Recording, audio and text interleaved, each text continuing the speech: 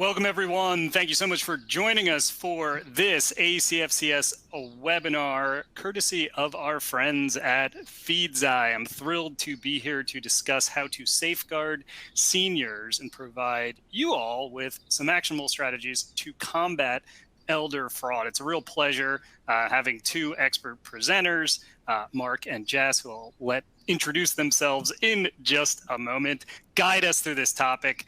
Thanks again to FeedZai for bringing this to you as a complimentary presentation. And thanks to all of you all around the world tuning in to this session to learn more about how to tackle this extremely important topic. We're going to be looking at this from a variety of different angles, and I think that really speaks to the scope of this issue. This is both a social challenge. We have aging populations in the US and Canada, where Jess is located, and many of the countries where you're probably joining us from, that are increasingly being targeted by fraudsters. And it is also a kind of psychological challenge as well. There's an emotional and social toll to this, which we'll get into a little bit. It's also a law enforcement challenge. I'm very privileged that we're privileged to have a law enforcement voice on the line here. And finally, maybe most relevant for everyone in the audience, it is a financial challenge and a financial crime challenge. So we're going to be looking at it from many of these different angles, and of course providing you with, as the title says, some action items, some strategies you can take home to better identify potential fraud, enhance communication with your senior clientele, and build stronger partnerships within the industry and with law enforcement to combat elder exploitation. It's a very timely topic, as I mentioned. Many of you may have seen the FinCEN latest analysis on elder financial exploitation that just came out last week. Looked at roughly 27 billion in elder financial exploitation activity identified in SAR reporting. This is hardly a US-only problem, and we'll be looking at a really groundbreaking report from FeedZai that takes a very global perspective on this topic and provides some hard numbers, facts, figures on the scope of this challenge. I want to hear where you're joining us from and where you're coming from. So there's a poll question up when you're joining on how often you deal with elder financial fraud and abuse. What industry or organization are you from? And if it doesn't fit on this list here, tell us in the Q&A. I always love to hear from where you're coming from. I also love to hear where you're joining us from all around the world. So if you want to jump in the Q&A and let us know where you're from in country, city, time zone. Always interesting to see the folks joining us at like 2 in the morning from the Philippines or that type of thing. Please do that. And we do want your questions, as always on these sessions. Absolutely encourage questions throughout the presentation. So exercise the Q&A, type in your questions throughout the presentation. We're going to spend a little bit of time, as mentioned, on the report. We have some discussion items we want to get into, but we'll absolutely take your questions along the way and at the end of the session. And I see folks joining us from the Bronx, from Little Rock, Arkansas, Michigan, Texas, Puerto Rico, Maine. The list is going on and on. So thanks for taking me up on that challenge, everybody. And welcome wherever you're joining us from in the world. I'm going to keep you in suspense on this poll for just a second and just walk through some housekeeping items. As always, if you run into any issues with your browser, try refreshing. If that doesn't work, try closing out, rejoining. Chrome, Firefox are going to be your recommended browser options, and closed captioning is available in the media player. I tend to talk fast, so if you want to click the closed caption item, it is auto-generated, but might help you out. Certificates of participation are going to be available for ACFCS members in the learning portal, along with the recording of this session. Give us about 3 days to load that into your learning portal. Same place you'll find recordings of all the webinars and other events that ACFCS does. Please fill out the survey at the end of the presentation. Provide your thoughts, feedback, topics you'd like to see us cover in future presentations. It really does help us out. And as mentioned, please exercise your right to ask questions in the Q&A. All right, banking is the dominant force here in the audience. 63% from banking, another 17%, 16.9, 17 we'll say, from other financial institutions, and then a smattering of the other groups as well. So I think this will be very relevant, particularly for the banking folks in the audience. But it is designed to be, the strategies, the topics, the threats we'll be discussing are absolutely relevant for other audiences as well. If you are interested in learning more about ACFCS, please do visit our website. We have a whole host of member benefits along with our CFCS certification, our crypto compliance specialization, and other training programs to assist you, the financial crime detection and prevention community, with fighting the full range of risks that you face, whether that's elder financial abuse, money laundering, sanctions, cybercrime. We aim to be the really big tent of financial crime detection and prevention. So please visit our website, consider becoming a member if you are not currently a member, and learn more about everything we have to offer. I'm going to throw another poll up that we already got some great answers in here, so I'll move through this quickly, but just want to get a sense of how often you're dealing with this challenge before I turn it over to Jazz and to Mark to introduce themselves. So last chance on this poll. Looks like we have about half of our very large audience in attendance who already submitted answers. So I'm going to speed through here and see what we have. So people are dealing with this on a very regular basis, it looks like. About 23% are dealing with it on a daily basis, another 29% a few times a month. And only a few folks out there, about 6%, have never dealt with it. So I think that speaks again to the increasing size of this challenge. Interesting. I did this poll on a similar when we did a webinar on a similar topic last year, and these numbers were skewed towards the occasionally and not directly and never side much more than they are here. So I think we are seeing an increase, and I think some of the findings of this report speak to that. And with that, I would like to welcome again Joss and Mark, who have been patiently waiting to introduce themselves. Mark, if you don't mind telling the folks a little bit about who you are and where you're coming from. I assume you are on the beautiful beaches of Winston-Salem, North Carolina there. But again, thanks for being here, and please introduce yourself. Absolutely. Well, good morning, everybody. For some, good afternoon for others. Hopefully it's not 2 a.m. For some people. That's awfully early. While I appear to be on the beach, actually Winston-Salem in North Carolina is where I'm at. So we're more towards the mountains of North Carolina. So I am a detective with the Winston-Salem Police Department in North Carolina. I've been here as sworn law enforcement. This year, I'm rolling into my 14th year, and I am a financial crimes detective in our criminal investigations division. I've been doing that solely for 5 years. So it's what I specialize in. It's what I investigate on a daily basis. And I'm also federally sworn to work some federal cases for the Middle District of North Carolina.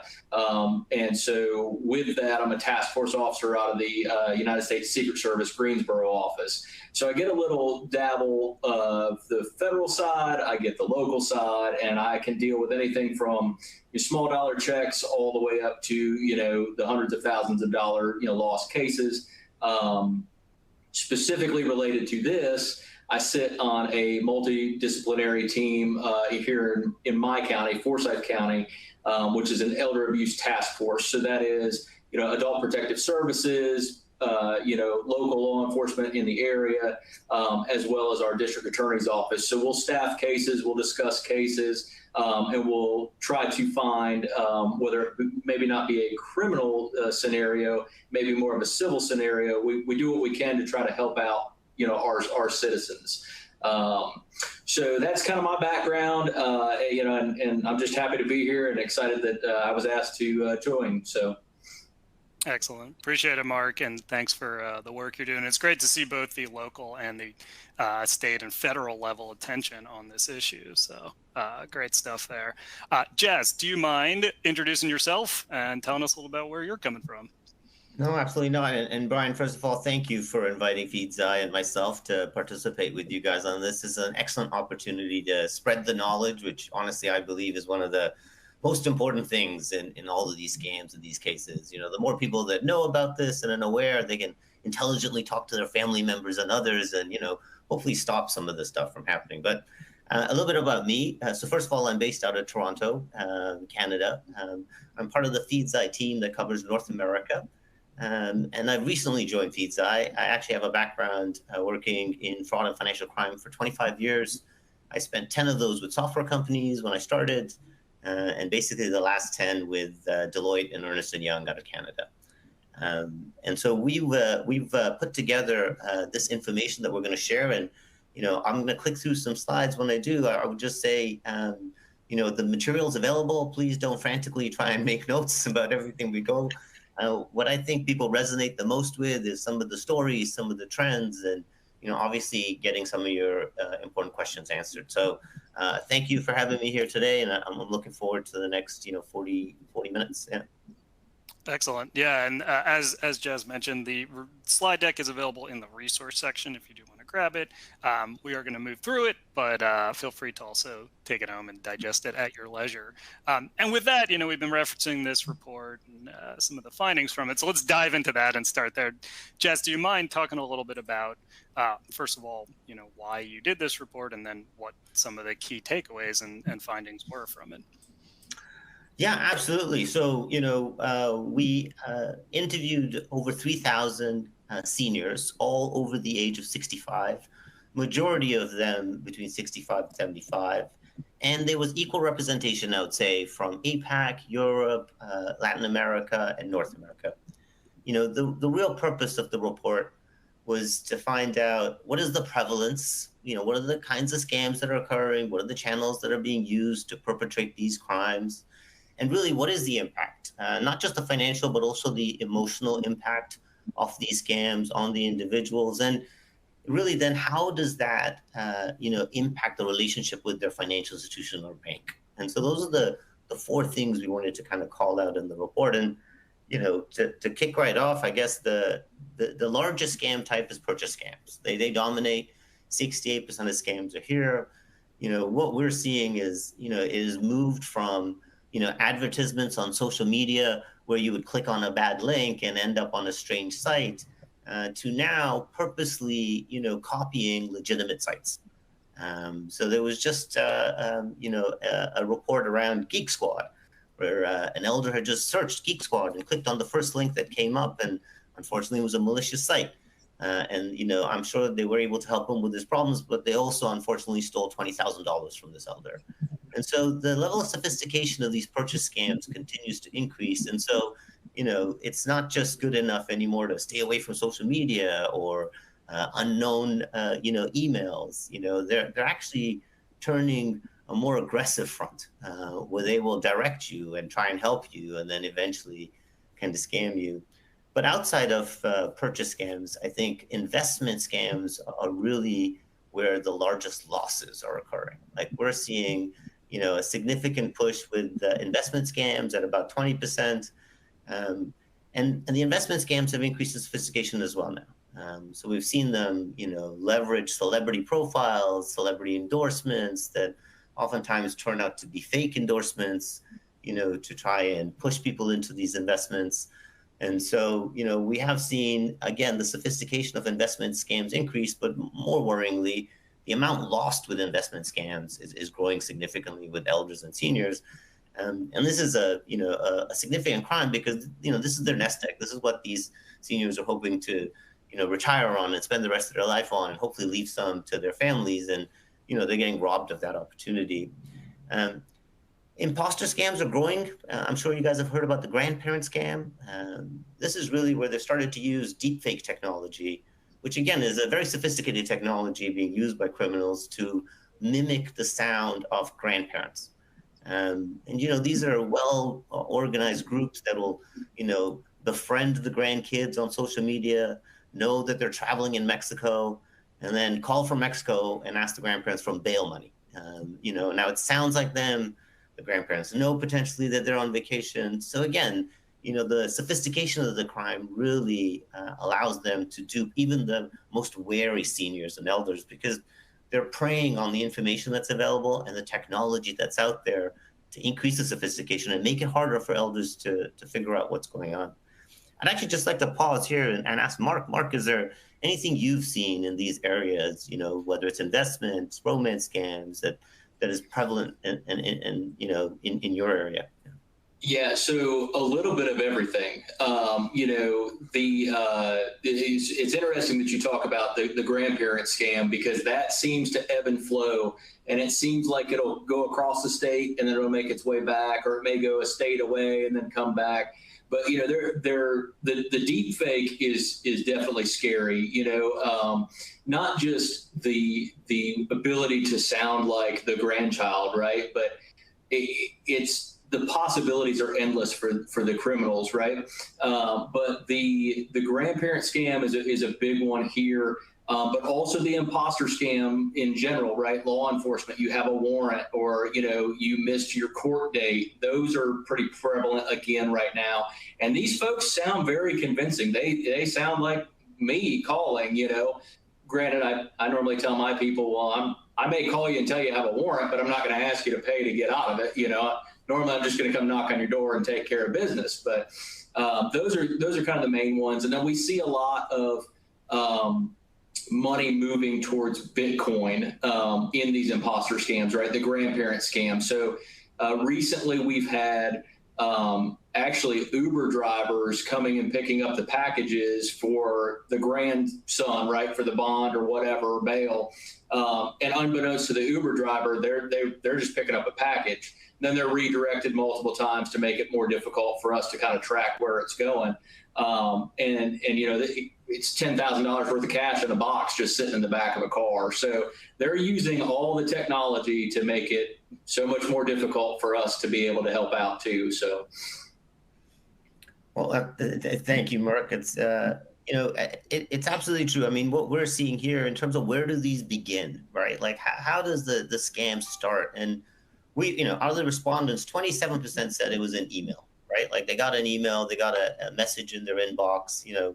1 in 4 begins with a phone call, so they're directly calling you. And Mark, you referenced some of those in terms of impersonating the cops, impersonating law enforcement, impersonating the tax authorities, right? And they're actually calling from the phone number that is registered to those entities. So it is harder for people to figure out if it is a legitimate phone call or not.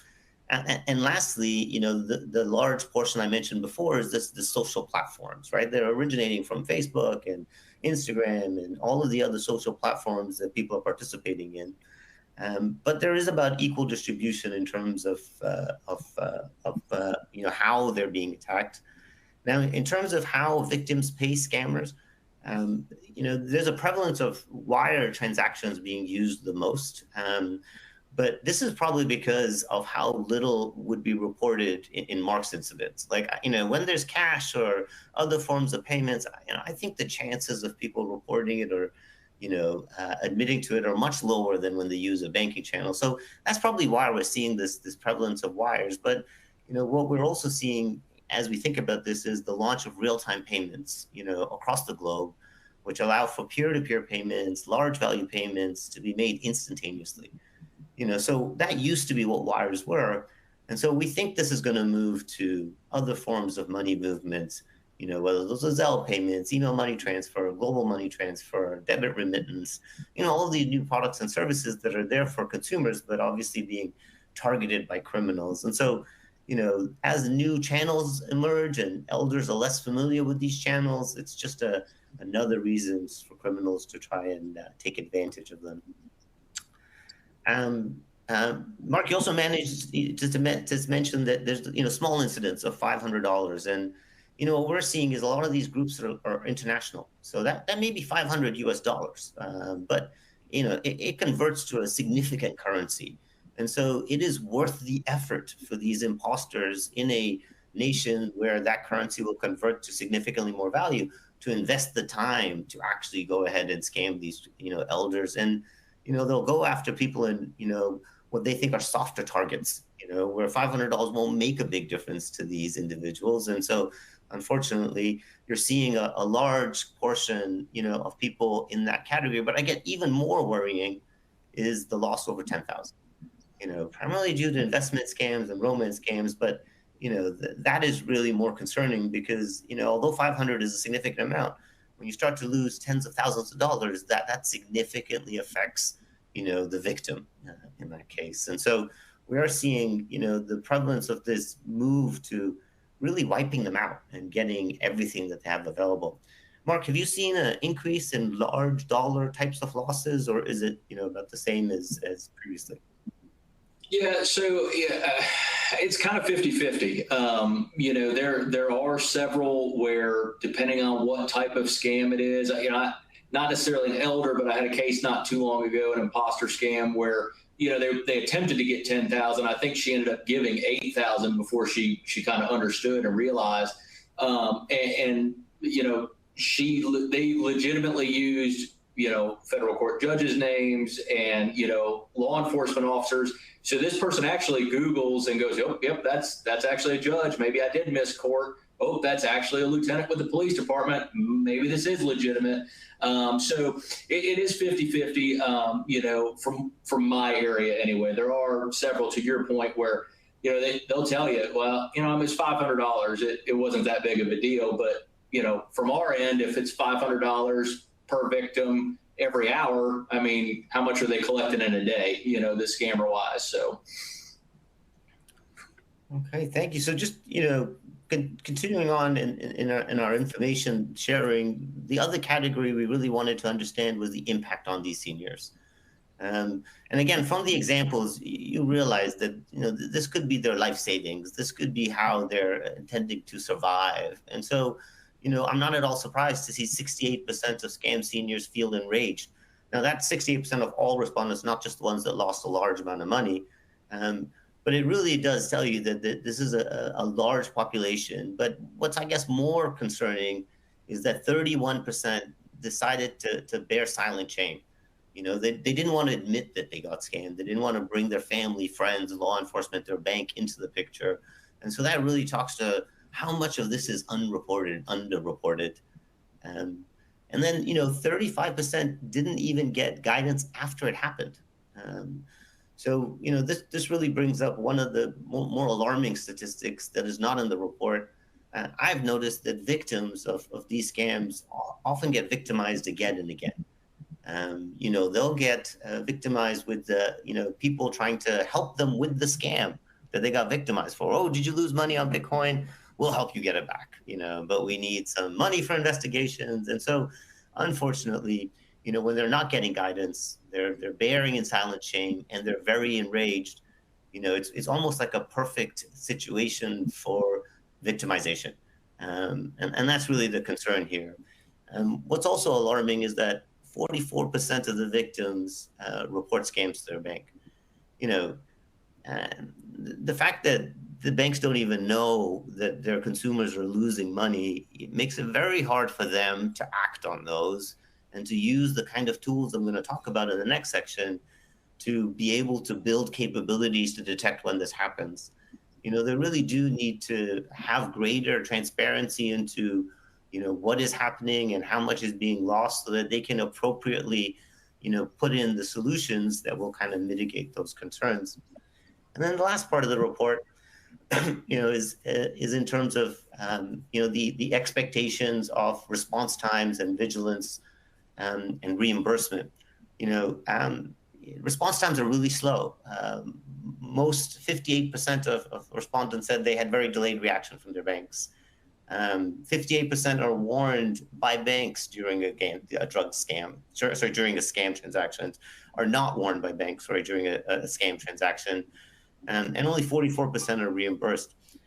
What's alarming is these transactions are not in line or in the pattern of normal behavior for these individuals.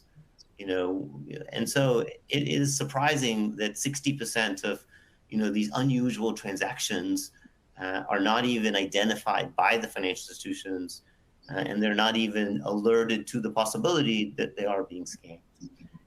Mark, have you seen that as you're working on these cases that the financial institutions are cooperating or being part of the investigation? Most, it may take a legal process depending on, what I'm trying to, get a hold of as far as records wise. But most of the banks, at least around here that I deal with, are fairly cooperative. There's There's some banks that will automatically report a suspected, elder exploitation, and that's going to vary by, state and country and regulations and things like that, for each financial institution. And some states have varying, some are 65, some are 60, what they consider elder. And some banks err on the side of caution. They report everything, including, the grandson using $5 on PlayStation Network, to us. So, but yeah, there's very, very decent cooperation, at least from what I've seen from most of the institutions. Okay, excellent. I'll move on to our last section of the report, which was really the actionable insights. Like what can specifically financial institutions do to be able to combat, this growing trend of scams? Now there's two parts to this problem. One on the left is leveraging the right technology, having the right capabilities in place to identify unusual behavior, whether that unusual behavior is on the application, the mobile channel, in branch, and combining that with, unusual transactions, that really can help flag this activity for the banks to then be able to take actions on. I'll give you some more examples of those, but to be honest, they don't work without the right procedures for remediation. Some of the procedures the banks have in place is to, verify and ask elders, are you sure? That is not a strategy that's going to work, right? They're under duress. They're being victimized. There's a sense of urgency that's placed around these transactions, and also a sense of secrecy. And that urgency and secrecy is the operation, manual for criminals and scams. And so, asking them, are you sure, is probably not good enough, right? That remediation really needs to go into understanding, who has asked them to move these funds, what is the reason why they're making the payment, and really understand the nature of the request rather than just verifying, are you really trying to, email money for the first time to a recipient in a foreign country. And then lastly, there's a bit of, education and awareness that's required on the side of the public. People need to be aware of these scams. They need to know what to spot, because they really are the first line of defense. And so I have, a breakdown of a few more details for these points. The technology in terms of behavioral data and device intelligence has increased significantly.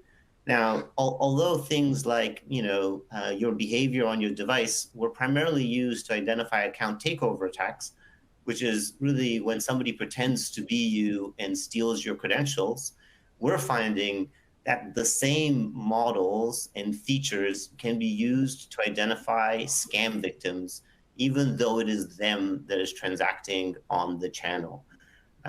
We've noticed a serious difference in the behavior of scam victims, and that is primarily because of the secrecy and urgency that is being placed on them by these third parties. So we can identify changes in how they're using their phone, for example, changes in the keystrokes and how they normally type versus how they're typing now. There's device sensors that can let us know if they're on the phone while they're transacting. There's information around how they click on their mouse and what their normal behavior patterns are. And all of these, before even a transaction occurs, can be used to identify hesitation on the part of the individual, can be used to identify unusual behavior as compared to their normal behavior when they sign into online banking or mobile banking. And these are really early indicators that, something is not normal. This information can then be combined, with transaction pattern anomaly. So, is this transaction, amount, frequency, or velocity, is it normal for this customer? Would they be conducting this activity on their own request? And what we've seen is that this monitoring really has to go across channels. If you have great monitoring on your online banking platform, the criminals quickly figure it out and they tell the elders to go into the branch, right? Or they tell them to call the call center. So, implementing these real-time transaction monitoring capabilities on one channel only, or protecting one payment type like Zelle, it works very temporarily. The criminals are out there researching and, very quickly find out what's not protected. And, the victimization starts again. And Mark, you mentioned the migration of criminals across states. That's also true. And that's why some banks will notice there's a new pattern in my region. I mean, it's actually not a new pattern. It's something that was happening somewhere else, but they've shut the door there, right? They figured it out and they've made it harder. And so they're coming over to you. And finally, having a user-centric risk score is really important for scams. Having a separate check solution, a separate credit card solution, a separate debit card solution, and a separate online banking solution, is just creating opportunities for those criminals to identify gaps. Looking at the customer holistically across their channels and their different payment types, is a key capability that is required to be able to identify these scams. So that's all the material that we were going to cover. From an education and advice perspective, prevention, is worth twice as much as detection. Education campaigns, in-channel warning messages.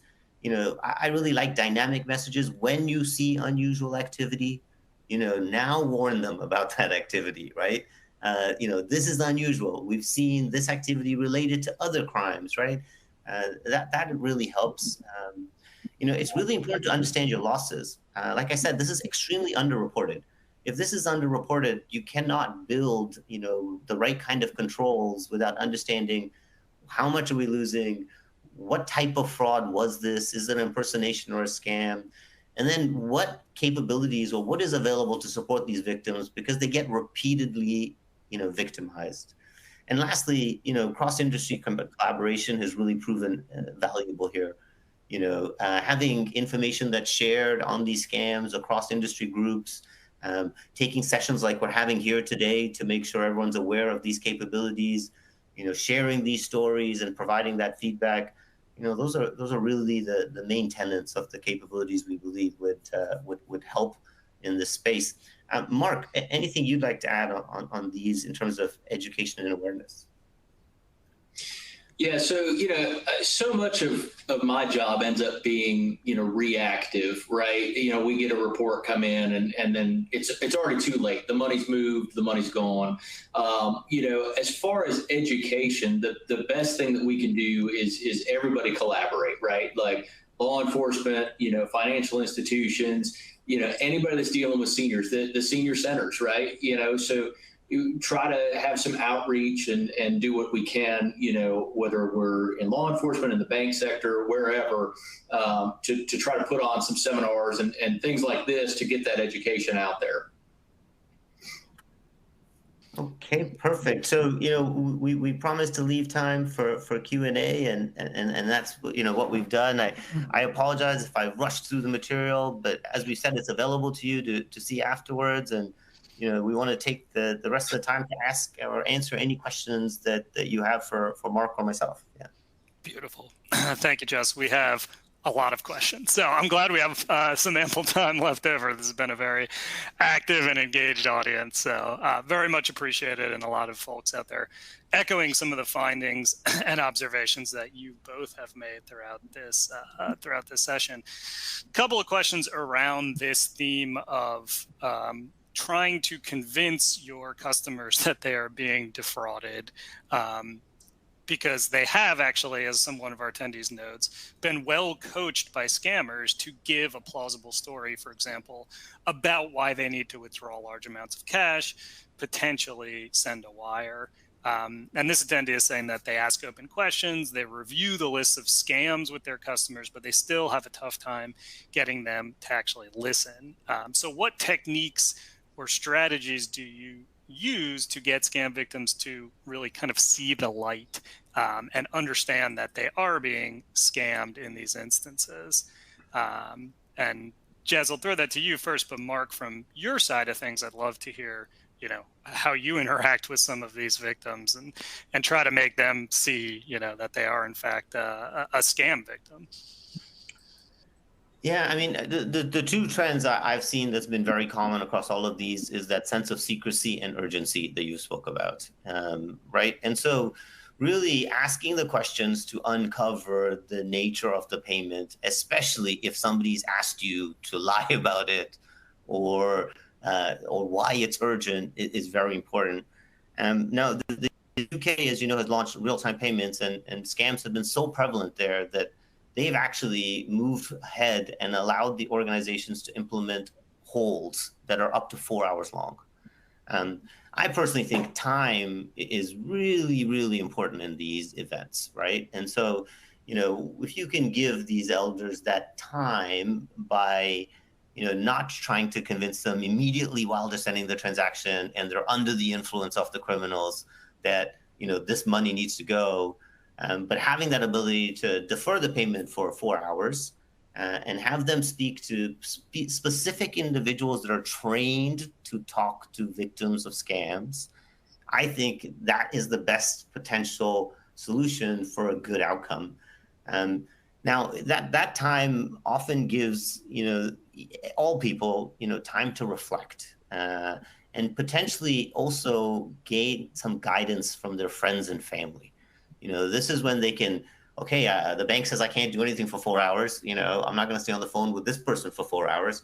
Maybe I will ask for some guidance, ask for some help. And so, where possible, I would say deferring that payment, for a period of time that's reasonable, and giving, that individual the proper information from a trained investigator is the best course of action. I guess, Mark, your perspective. Yeah, no, absolutely. I really like what you said there. That time is of the essence, right? So not only for the person who's, being scammed, but for the scammer. So the quicker that, they can, get them to go to the ATM or, write that or do that wire transfer and get that money out of their hands before they realize what they're doing, the better. And, it's obviously, as time makes it more difficult for them to convince them that the grandparent or the granddaughter, right, is in trouble. And, they might hang up and they might call and say, I can't believe, Johnny's in trouble. And well, wait a minute, Johnny's sitting right here. What are you talking about? Right. So I definitely think that is a huge part. It is sometimes extremely difficult, even for me in a uniformed law enforcement capacity, to get the point across that they're being scammed. Whether they've been in a romance scam and they have almost that confidence, in this person that they've been dealing with for 2 years before I show up, sometimes. So it's very difficult for me. There are times where I'll find a roundabout way to say, well, I've heard about this type of scam, or let me tell you about some of the scams I investigate, and you'll slowly start to see that change in their behavior. You can kind of tell, okay, maybe I'm hitting the right buttons here. But it definitely, most of my victims, it's upwards of an hour sitting in their house or at the police department, legitimately having a conversation, to the point that I can convince them. And some I can't convince. Some will continue to do it after I leave. Some are convinced that they're investing legitimately. And, it's not until they've lost a lot more money that they all of a sudden realize it and it kind of all sinks in. So. Yeah, it's very challenging. And it speaks to the need that, Jez, you mentioned earlier, of being proactive about the training and awareness and inserting as much education into your channels to your customers as you can. And on that note, I see some questions around what have you seen be effective ways to reach customers? Is it email? Is it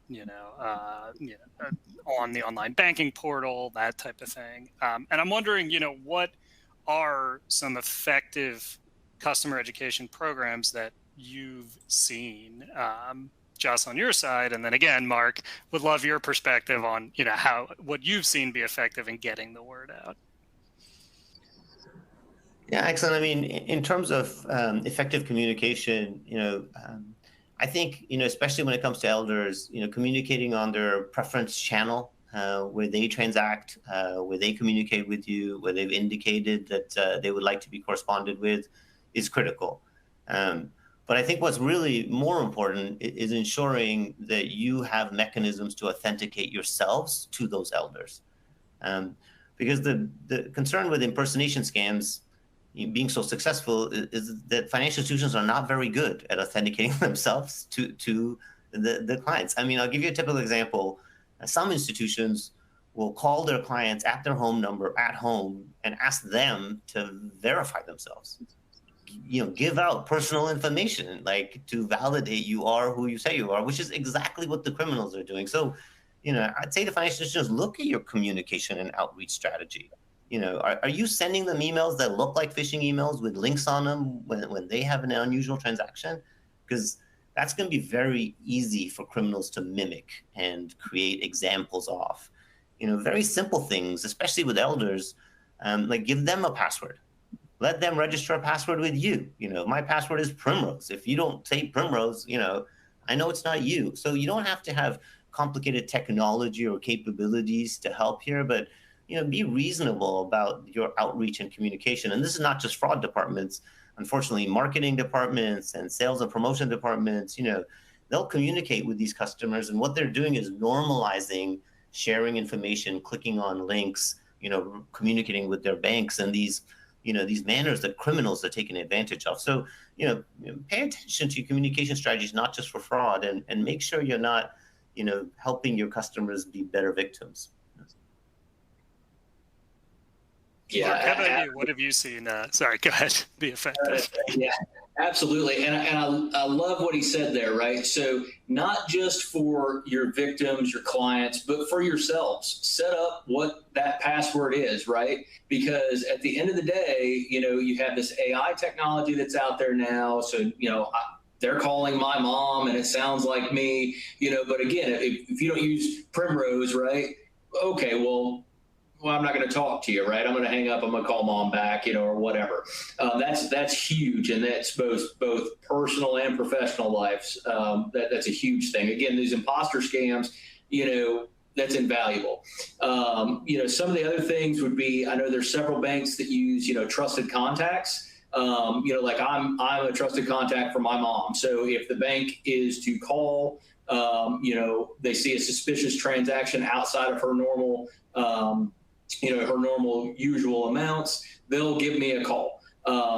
She's really good about communicating that with me. As a matter of fact, she called me not too long ago. Apparently her financial institution made her a little upset. So she says, if they call, yes, I did. I threatened to take all my money out. So, but that's something that, obviously if she weren't to tell me that, or she were to move a decent amount of money, wire transfer, whatever, and they contact me, I at least can get in initially on the front end, as opposed to, they live 10 hours away from me. So I may not know about this transaction for several days, or maybe like this report shows, maybe not at all. Maybe my mom never tells me, right? So trusted contact, if your financial institutions aren't using that, that would be a huge asset to add in there. Now, there are some caveats, right? So power of attorneys, trusted contacts.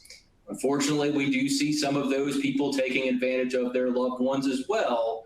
So it needs to be a very knowledgeable conversation with the client that this is a trusted contact, exactly what it sounds like, right? But those are two of the huge things I think that you could take away from it.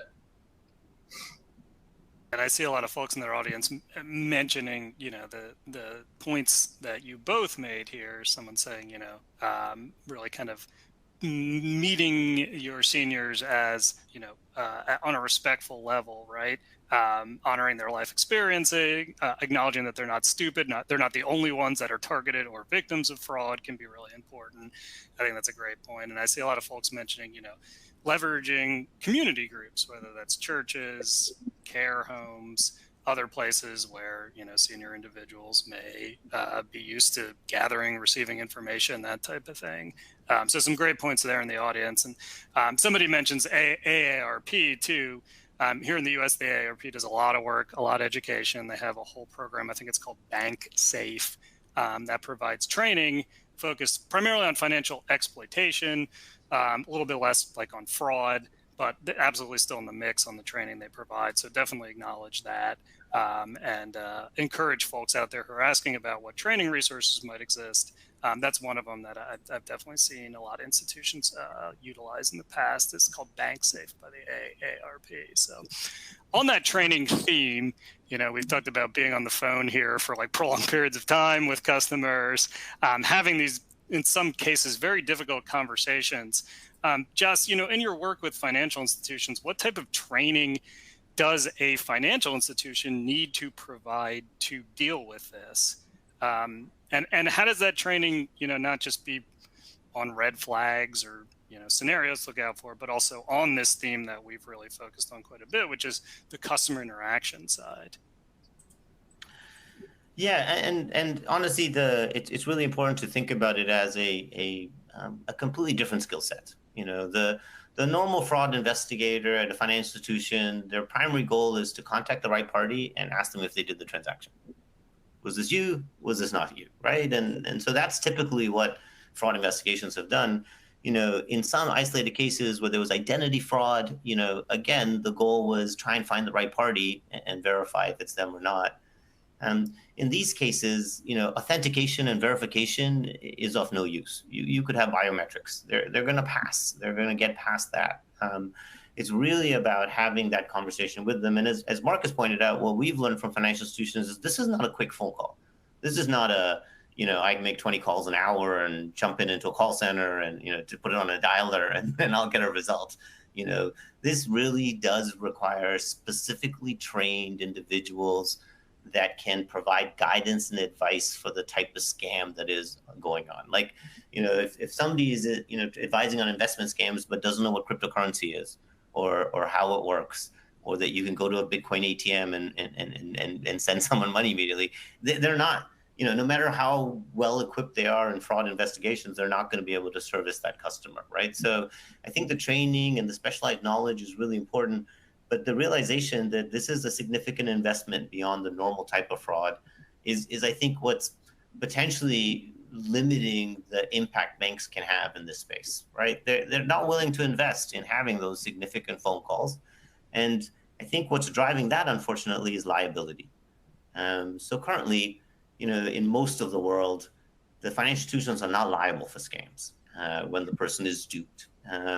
That's changing, though. We're already seeing it changed in the UK, where they have split liability between sending and receiving institution. We've already seen in Zelle in the US, where if the imposter is a government agency or a bank, that they will reimburse 50-50. And so I think, in answering that question, a liability shift can definitely help influence the banks, because at the end of the day, their dollars and cents and profit and profitability, and that'll force investment into the space.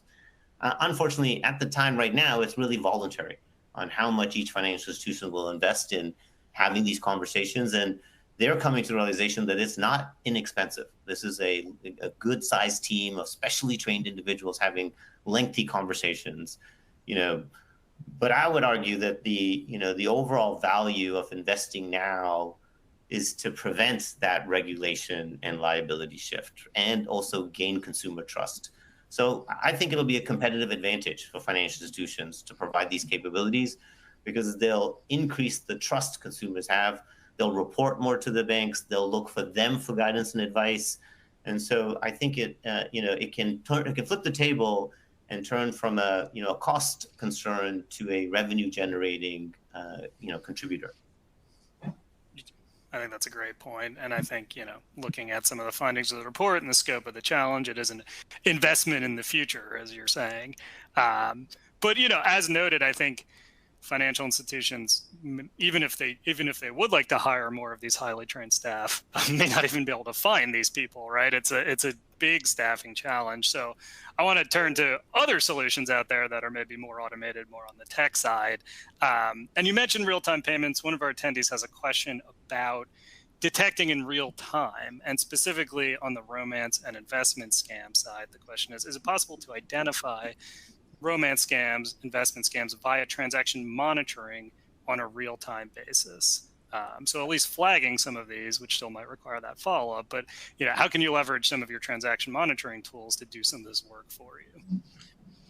Yeah, I think the question is it possible? 100%. The technology is there, the capabilities are there, and I don't think I think it's necessary. It's not an option anymore to wait, only because these payments are moving in real time now. So where traditionally these payments would move, in overnight batch or over 2 days, that time element was built in where the financial institution could call the individual, stop the payment. But with real-time payments now, they have to be done in real time. Now, the research we've done with financial institutions has shown that it's extremely predictive behavior. It is not in line with normal behavior. It is completely an outlier. And the analytic models that are leveraged for anomalous behavior can definitely identify the transactions when they occur.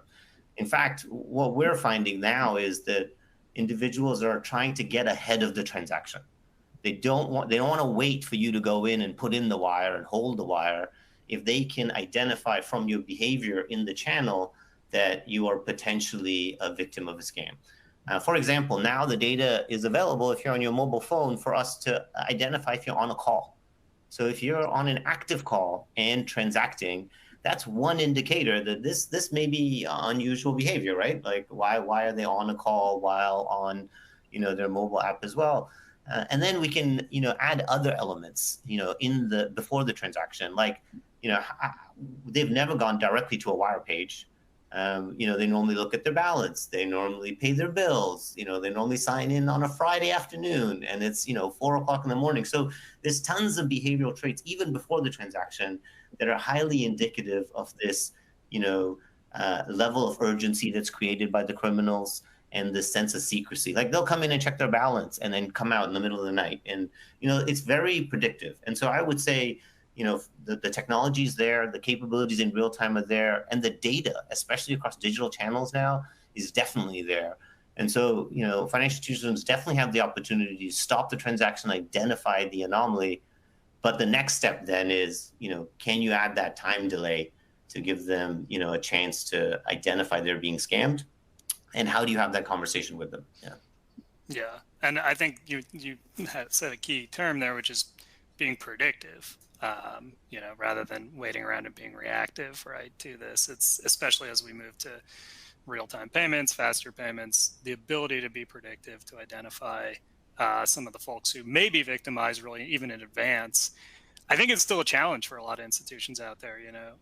You were talking about preferred method of communication. You were talking about having some of these ways to identify potentially vulnerable customers built in. And I think some institutions still don't even have that kind of basic scaffolding, the data in place to build some of these tools around it, which can be a challenge in and of itself. I'm wondering if you're seeing that out there at some of the institutions you work with. Definitely. I mean, the first thing I'll say is, first of all, the conversation you have with somebody once you've stopped their money and prevented them from being a victim is a phenomenal conversation. That person is now a promoter and, is extremely, extremely loyal to and sticky to that institution.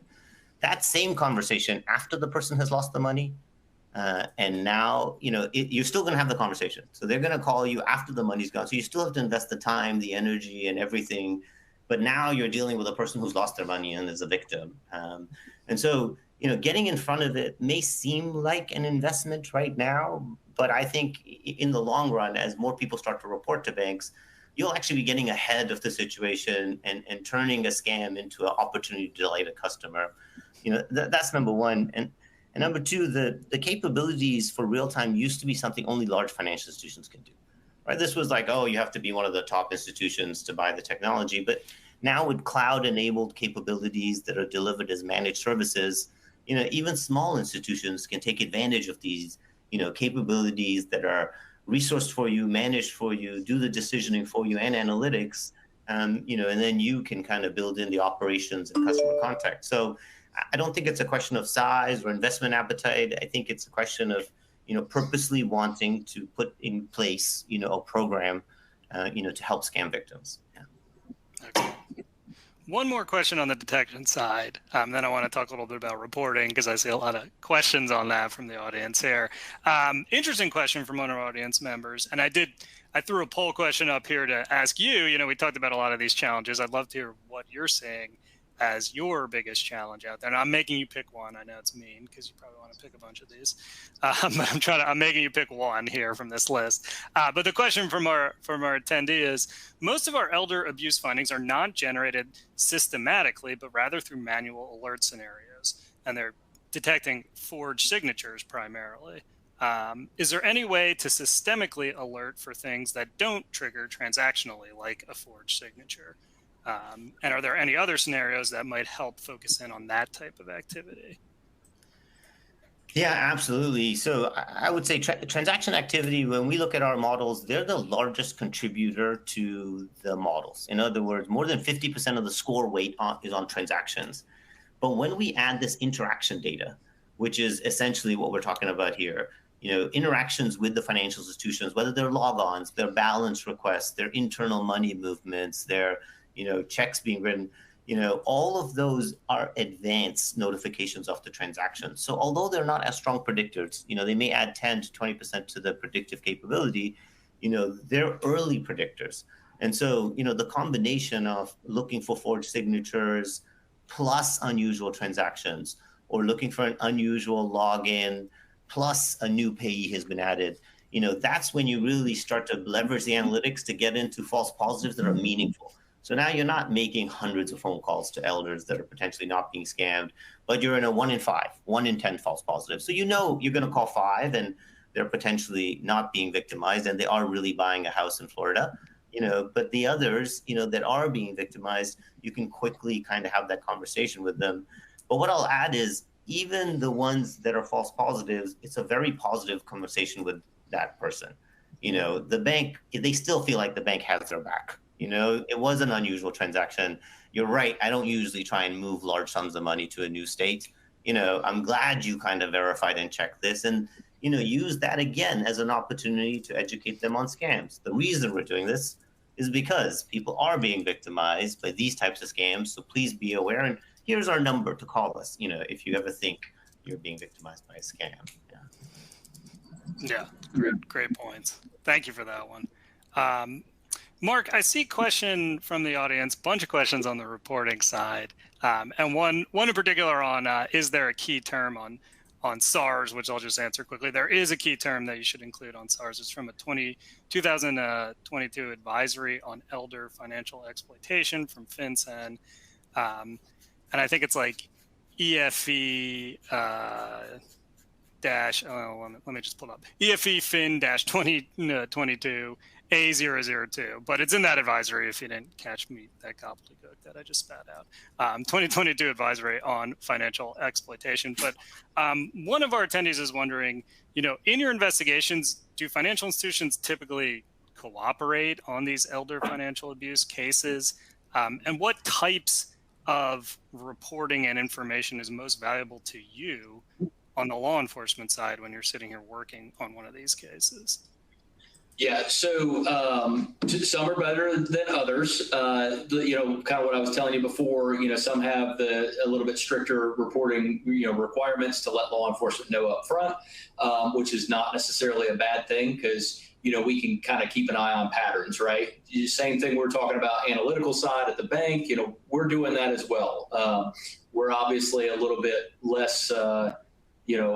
We have less technology to be able to throw that into as far as, keeping an eye, but we do keep spreadsheets on what comes through, as far as frauds for information or to be worked. And we will start noticing the pattern, right? So even if it's something small, like I said, the grandson using PlayStation Network, that example I gave before, we may have a one-off victim and that's it. Or we may start seeing that same victim being reported, in an elder exploitation, suspected elder exploitation from the bank that may tip us off a little bit.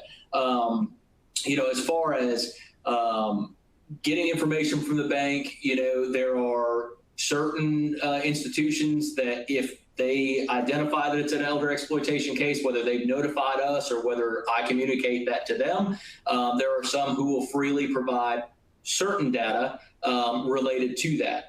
Some are very good at saying, hey, we just need to know what you need. What's your time frame? What kind of statements are you looking for? What can we do to help further this and either prevent additional, loss? or, kind of confirm what you've already had reported to you. So it is a kind of a 50-50, and there are the regulations that, that we've kind of got to deal with as well. So, I don't mind, and I think most in law enforcement now, a subpoena, a search warrant, that's pretty standard, to get a lot of that data, right, to help further my investigation. But we have several groups, at least that I know about in North Carolina, where, law enforcement and bankers can come together, and, we'll discuss things like this, like we're doing in this webinar, but we'll also get those connections and those contacts to where we can have the discussions, after the meeting or 2 weeks from now, where it's like, hey, listen, this person came in, our bankers may be the only contact that some of these elders have. They may not have, they may be estranged from family. They may have recently had, a spouse, deceased or something to that effect. And they may never come to us in law enforcement and report it, right? So it's kind of that collaboration that we've talked about throughout this whole thing, and knowing who to call and to talk to, and at least run through a scenario. I'm not saying give out, the bank account information and all that, but hey, we've got this elder, and these are kind of some of what we're seeing. What can we do about it, right? Who can we get with? So I think it's, and definitely on the federal side, some of the reporting that you guys do at a financial institution, local law enforcement, we have to run it through. Like for us, it's our State Bureau of Investigation to be able to get some of the reports that the banks are filling out. I have access because I've got the federal creds too, but a lot of your local law enforcement may never see what you're reporting, unless it rises to that level of either a state or a federal, enforcement kind of getting involved, if that makes sense. Absolutely. Yeah. Thank you for that, Mark. And I appreciate, the plugging of the collaborative aspect too, because I think that's a huge part of the puzzle. It's something that's highlighted in the report as well quite a bit, is, the need for collaboration. And this is not just a financial institution problem. It's not even just a law enforcement problem, as we kind of opened up talking about. This also involves social media platforms, potentially telecommunications firms, the whole range of industries that are impacted, that are being utilized by scammers to reach victims, really should be part of the solution there as well. So one more question I'll throw out there. We are a little bit over time, and I want to take a look at the poll results, but interesting question that's come up a couple different times in different ways, just basically, how can you tell someone's a victim, right? And a couple of our attendees is noting, are noting that they've seen instances where, for example, someone starts out as a scam victim, but then kind of tips over into potentially assisting criminal activity. And one extreme example our attendee noted is an elder fraud victim ended up robbing banks in order to make more money to further the scam. That's probably a rare case, but there are instances where victims become, for example, money mules. So when you are looking at this activity, Mark, do you see instances where, it's actually tipped over into not just being a victim, but also now becoming part of illicit activity? And what do you do about that? Yeah, so yes. I think we hit on it earlier as far as, sometimes we can't convince, right? And sometimes we're moving enough money that, the elder says, hey, listen, I don't have any more money. Sorry, well, then they'll, kind of transition into it's agent so-and-so, and we're helping track your money, right? And so then all of a sudden it's just, we need a little bit of money for an investigation or whatever, right? I actually saw an interesting, I think it was Facebook video where, it's somewhere here in the States, I don't remember which state it was, but the same scam that I described earlier, the scammer is, taking advantage of the elderly. Well, apparently he is being threatened at the same time. They send an Uber driver over there who also happens to appear to not have any idea of what's going on. And he ends up shooting the Uber driver and tells law enforcement, well, I was being threatened, and they said they were going to do bad things to me and my family, and so unfortunately, those cases I think are a little bit more rare as far as the violence side of things. But I definitely here locally have had several individuals where they have run out of their funds and either think that they're working and helping work get their money back, and even getting money back, but it's actually other victims, right? So now we're just money laundering. Those are obviously a little bit more difficult conversations to have. And normally we will approach it in an education factor if we have not dealt with them before. And it may reach the level of having what we call a money mule letter, where they're put on notice, you are dealing with Jack Reacher, right? And from now on, if you do any transactions with this Jack, you could potentially be charged. Most of the time, I would say most of the time, that is pretty effective, but not all of the time. So it's definitely it's definitely a difficult area to navigate.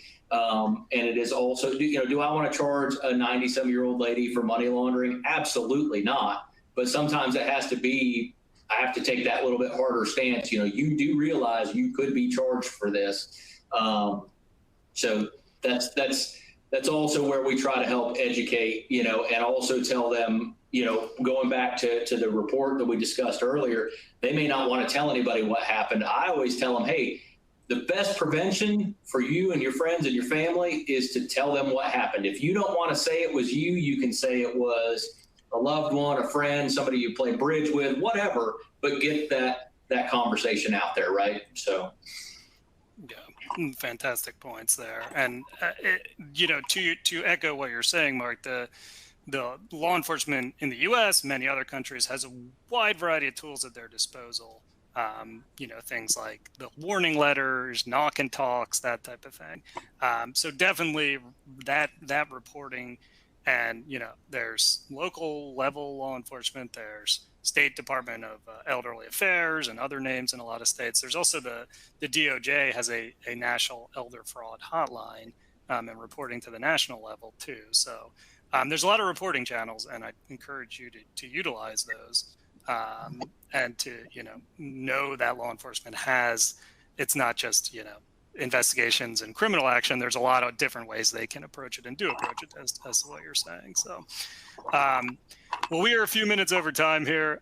Unfortunately, we did not get to all of the incredible number of questions that we had. I really appreciate the very dynamic audience. Before we wrap up, I want to throw it to Jess and to Mark for any closing thoughts on this topic or anything we didn't get to. Jess, I'll start with you. So please take us home here. Yeah, no, again, thank you. It's glad to see the interest in this topic. I really feel like the more we can communicate, the better, this will be for society, and, let other people know about the scams and trends and things that are out there. And I think that can be preventative. From a financial institution perspective, we work with a lot of the financial institutions to deliver capabilities for transaction monitoring and behavioral monitoring. And so if that's something that you're looking for or interested in, you can contact us at FeedZai, and we'd be happy to walk you through how we deliver these capabilities. Yeah. Excellent. Mark, any closing thoughts? Yeah, so I believe everybody can see it in the Q&A. I put my information, my email. Just understand that I am one of two right now working fraud for my whole city. And then I'm still doing the federal stuff. So it may take a little while. I try to flag those emails and get to them when I can. But if there's questions that anybody has, or whether you're banker, law enforcement wise, if you need something specifically in North Carolina, or if you just happen to, come across something that you haven't seen before, I don't mind getting that email. Hey, have you seen this before? What can we do to work through this? Any suggestions? Absolutely reach out to me. I appreciate everybody, one, I appreciate being asked to come to this. And then I love collaborating with people. So whatever I can do to help, just let me know. And yeah, definitely, try to do our best to educate our elders in any way that we can. So. Excellent.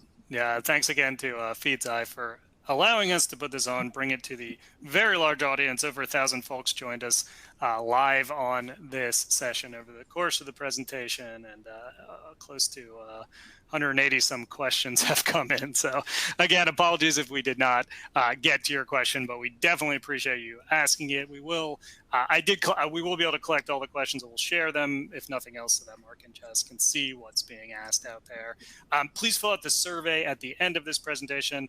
Let us know your thoughts, feedback, additional topics, whether it's elder financial abuse or others that you would like to see us cover. Please visit the FeedZai site. You can find the report there. You can also find more information, as Jess mentioned, about all the cool things that they're doing, and that's over in the resources section, along with a copy of the slide deck. I'd like to give a huge virtual round of applause to Mark and to Jess for this session. Thank you both again. This has been a real pleasure. And some very useful content, and as mentioned, some actionable strategies for folks to take home. So with that, we'll wrap up for the day. Thanks again to our lovely audience, and look forward to seeing you on a future ACFCS presentation. Bye for now, everyone.